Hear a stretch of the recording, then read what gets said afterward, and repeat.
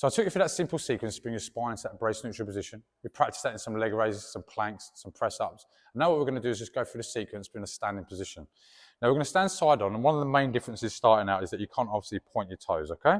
So we're going to go for a little bit more about sort of the rotation of the hips and what's going on with the feet in a moment, but let's just look from the side angle first of all. So starting out then, again, we squeeze the glute, and like I said, that brings that pelvis into that neutral position here. We need to take some air into the midline, so breathe in through your nose, and as you can see, that lifts me up, that tilts my rib cage up. And what we need to do now, breathe out, tilt that rib cage down, get some tension in there. And as we breathe now, we're taking air into the diaphragm, into here, some tension there. And as I said, we've got tension in the abdomen, got tension in the obliques and the lower back. It's not just poking your belly out here, tensing up your core muscles, your ab muscles here. What you're doing is just getting, a 360 circumference. You imagine you've got like a weight belt going all the way around.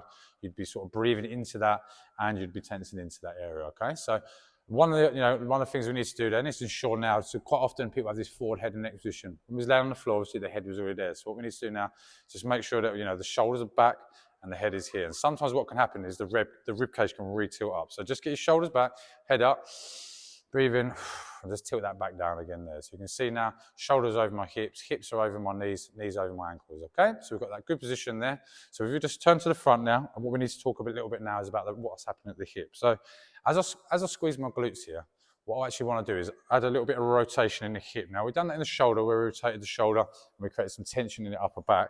So what we're doing now then, by rotating the hip, so what it's going to feel like is that your knees are rotating outwards slightly.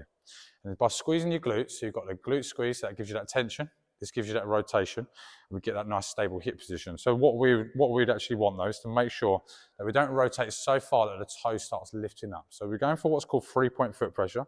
So obviously there's going to be weight in your heels.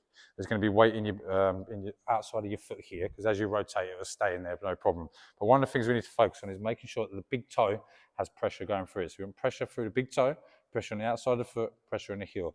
And that's what you call 3-point foot pressure. And this is essentially, keeps your foot in a nice stable arch here, instead of just letting it sort of, if we just relax that could be collapsed into there, okay? And potentially, even if you start doing some movements as simple as something like a push press, you hear, we can see everything kind of collapse inward without that stability. If we don't have that, if we create that stability, everything starts to move out of there, okay? And obviously, if you just continue to move, then come down like your squat, your knees move out. If you're into a deadlift, your knees are, moving out slightly into this direction, so you're nice and stable around the hips. You're engaging your glutes, and then you've got your core nice and braced here, okay? So just practice that sequence standing up, and then we're going to use that first of all in a hip hinge.